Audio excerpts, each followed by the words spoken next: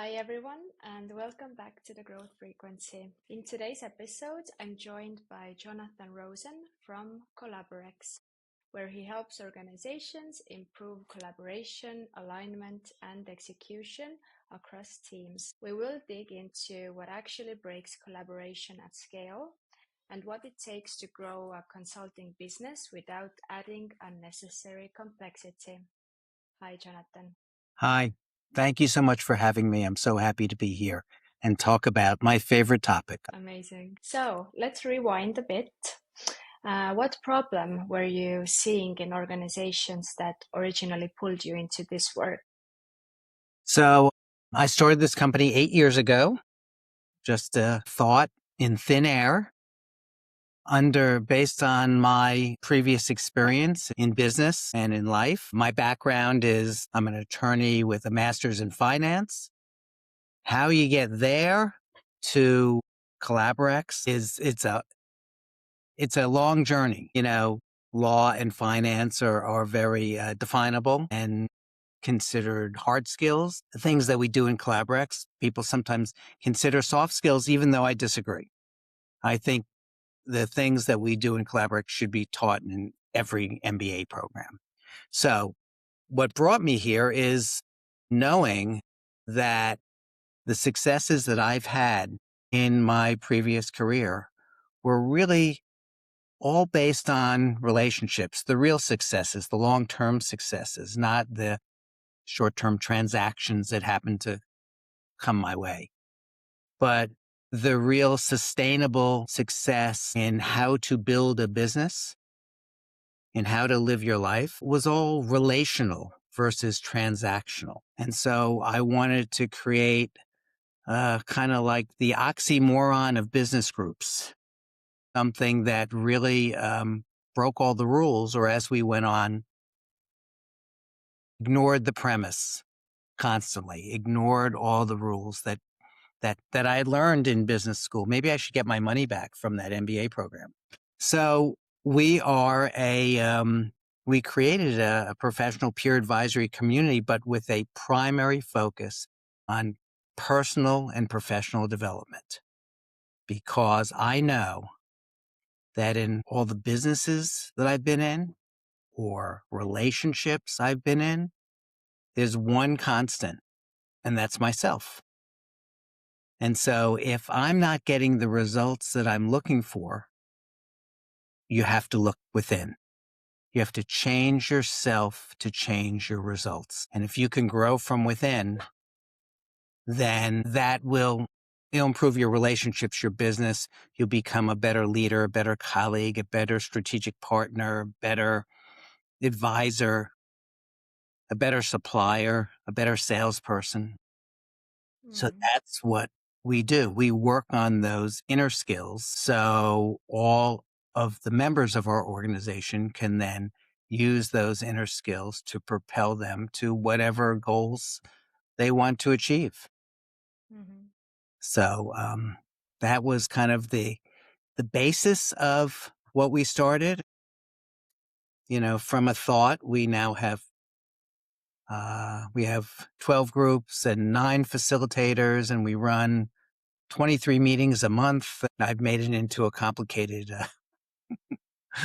you know, ecosystem, but it all comes back to relationships and self-growth. See people that I knew from a past life, Mhm. I, I get like the look. I call it the look. You're doing what? That's a business? Yeah. Not only is it a business, but I find it's foundational to business. Mhm. Something, as I said, they should teach in MBA programs. It should be the first thing, if you're in a business incubator, this is what they should teach you. Yeah, definitely. At what point did you realize collaboration itself was the bottleneck, not strategy or talent?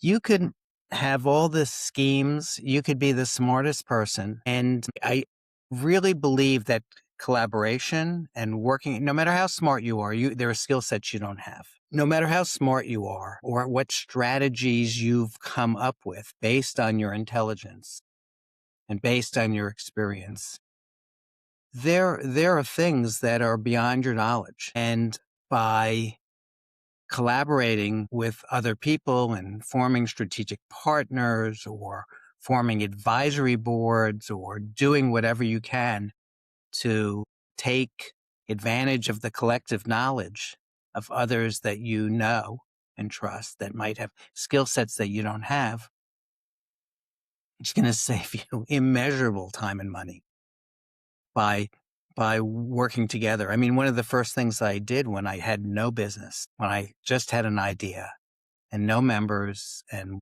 one facilitator, myself, is I formed an advisory board and contacted people that I knew from my previous careers that had skill sets that I didn't have or that were developed than mine. And these were people that believed in what I was doing. And it has been something that I recommend to every growing company, every established company. It really is kind of it's an essence of collaboration. And I have a philosophy on my advisory board, which is if you tell me I'm doing a good job, you're fired. So you're kicked off the board. I don't need that. What I need is advice and people being honest and objective. Mm. And those are the things that have helped me pivot during this, in this crazy world that we live in.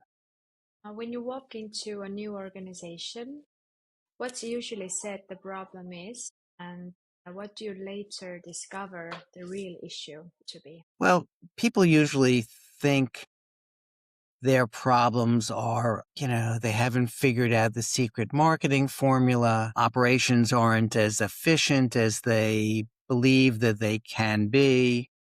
They can save money by running a tighter ship, by reviewing financials and budgets, things like that.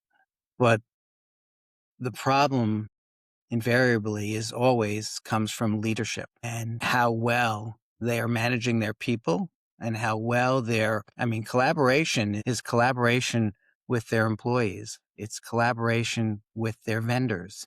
It's collaboration with their customers. It's having that philosophy with a customer that's relational and non-transactional, where you are helping them solve their problems versus they're paying you, you're giving them a service. That's it. The transactional mentality can work, but it's very short term and non-sustainable.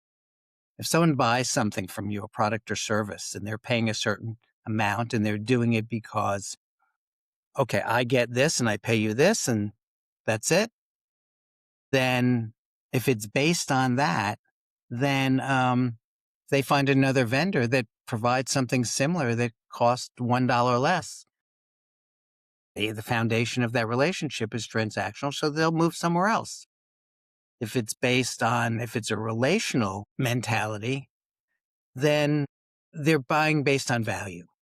They're saying, this is what I get and this is how they help me. And I know I'm getting my money's worth because that person is always doing what's in my best interest and always looking out for me first, doing what's good for me versus for them. Relational is long-term, and because it's based on value, it's from a financial point of view, it's a much better way to go. You have higher margins. You're not a big box store and trying to, just, provide the lowest price. You are providing value. And I don't know, to me, it's the same as a marriage. It's the same as a personal relationship. When you meet someone, if that relationship is transactional, so it's based on good looks or the amount of money the person has, those things change over time. And if they were based on that and then the person has less money or is starting to age like we all do, then you're deteriorating the foundation of that relationship. But if it's a relational, it's based on love, it's based on caring, it's based on vulnerability, it's based on helping each other solve each other's problems, then it's going to be much more likely to be long lasting. And those things won't deteriorate over time. Trust. So I look at I don't believe they're business relationships and personal relationships. They're just relationships. And people are just people. You could be dealing with a Fortune 500 company, but you're still dealing with an individual and they're still interacting with you. And the same factors apply in building trust. And, it's people think it's strange when I use the word love as a business strategy. It definitely was not something they taught me in my MBA program.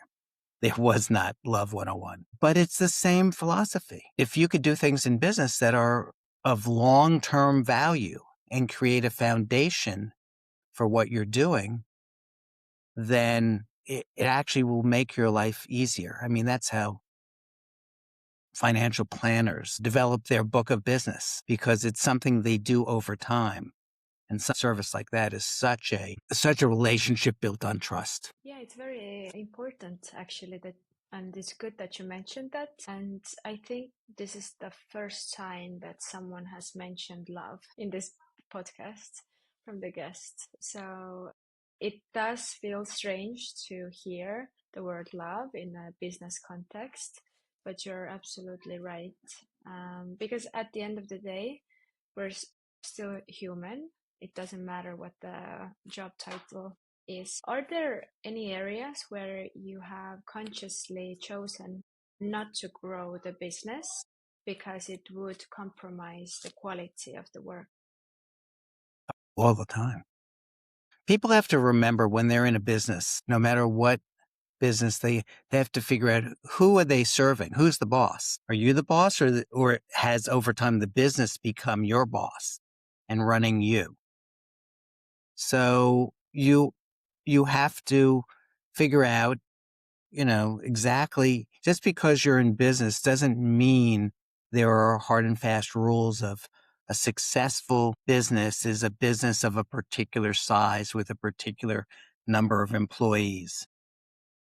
A successful business is however you define it as the creator of that business. So what I created for myself, and my kids say to me, and I've adult children, they say, "Dad, you have the perfect business for yourself. Fits you so well." And my response is, I hope so, because I made it up. So why would I do something to torture me? But you have to, everyone, and businesses of all kinds of all sizes, enterprise organizations have to also, that's why some businesses shrink and some businesses grow. And sometimes, there's so many businesses that have, lots of retail stores, and then they consolidate and they decide, well, that's not something that's profitable for us or worth our time and money and effort and capital to do. So you should always, in whatever business environment you're in, think about your next pivot. Think about the next change you need to make. An important philosophy that many business owners that get in their way is, you should want to get it right.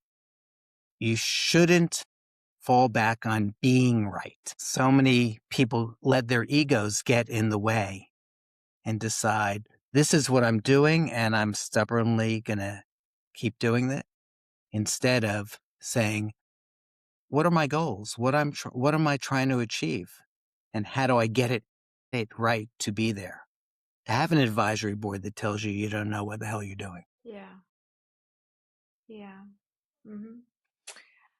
What has been the most reliable source of high quality opportunities so far? So where do you find your clients? So we're a very personal organization. So what we do is, when COVID hit, we moved all our meetings to Zoom, to online. And now we're actually getting back to a hybrid situation. So we're having some in-person and hybrid.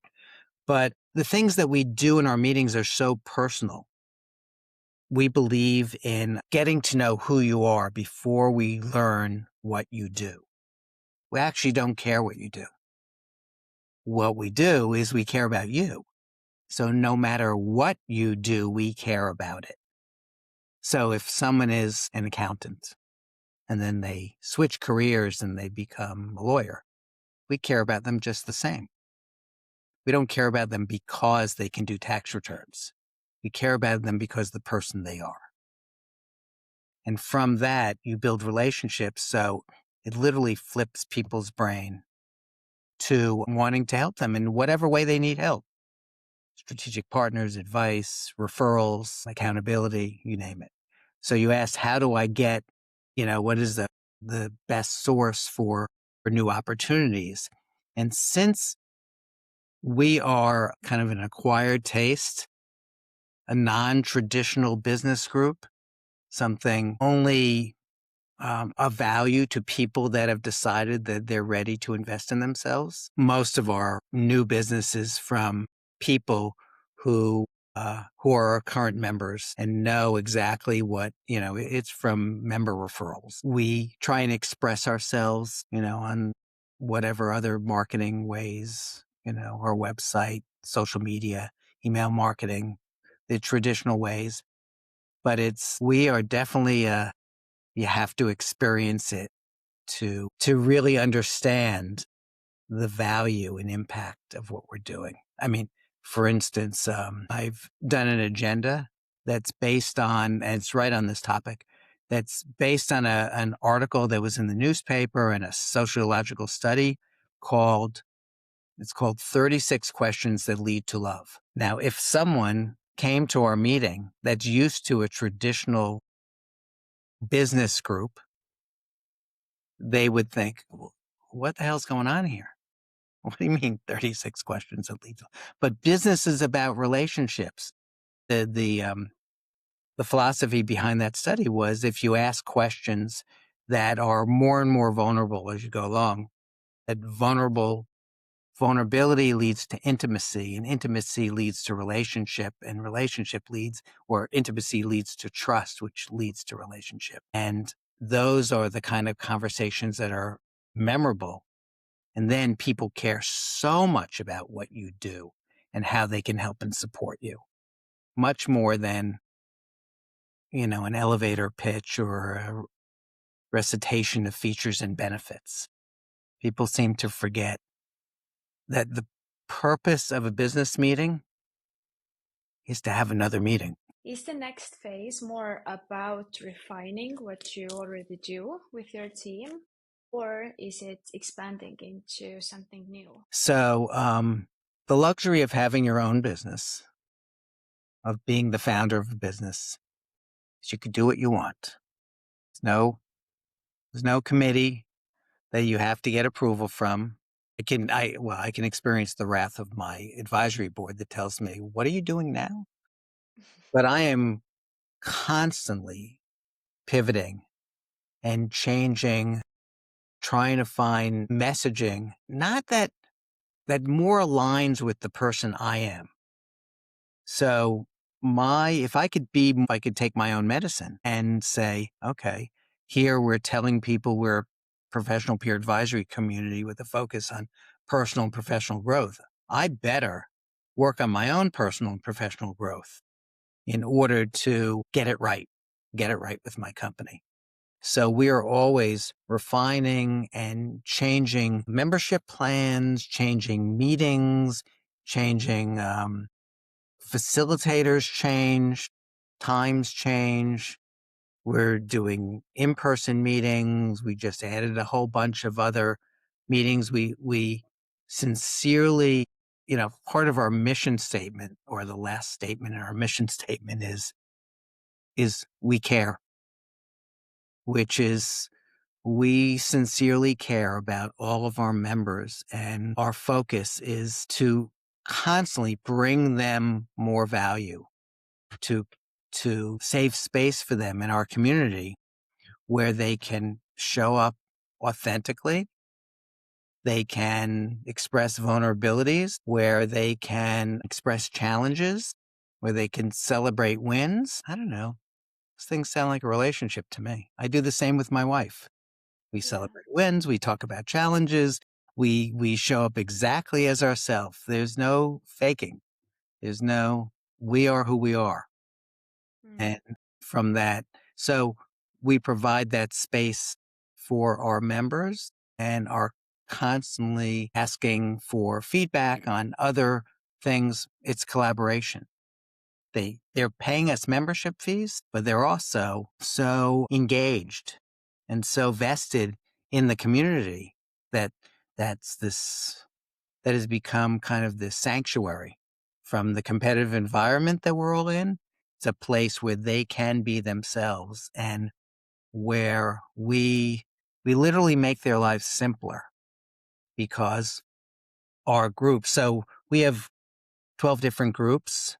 When someone joins us, they don't join a group. They join the entire community. They're a member of every group. And so from that, they have found a space where they can meet different people. They can experience different facilitators that all have their interpreted version of what personal and professional development are. And they're very different from each other. So we just made a few pivots and changes for 2026, and we're already thinking of what's next. What's the one constraint that, if removed, would change the game for Collaberex? Fear. Definitely fear. People, especially in this world that we live in, when people are afraid, and the people behave based on what makes them feel safe. And fear often translates to wanting to do things that people feel are more well defined in their lives or in their minds. And those are generally a more transactional mentality. The economy's no good. The world is in chaos. We're in the United States run by crazy people. And so people are afraid of what's happening in the business environment. And so people tend to shrink in, and instead of trying new things, they'd rather deal with the things that they already know and are doing less, taking less risks. People become more risk averse. So, what we tell people is, as I started with, you have to grow from within. You have to realize that you are the constant in everything that you do. And if you could improve yourself, all else will follow. But people are afraid. Sometimes I think they're afraid of the answers, what they'll find out from self-reflection and self-awareness. And they'd rather, things have been going okay for me. I've been doing things a certain way. And, change is scary. So that's probably the biggest obstacle these days to the realization that people need to look within for themselves. Yeah, that's very true, the fear thing. And it's the same, I think, everywhere. It's one of the basic things that we feel when we don't know what's going to happen because it feels unsafe or uncertain. And people know you can only control what you can control. And something that you can control is yourself, your decisions, your behaviors, how you define yourself. And I find that is also very important for people to focus on how they define themselves. Because it's not defining the actions you're going to take, it's defining who you are. If you believe that you are, a creative, thought-provoking entrepreneur that can really figure out how to navigate the competitive market, then you'll behave that way.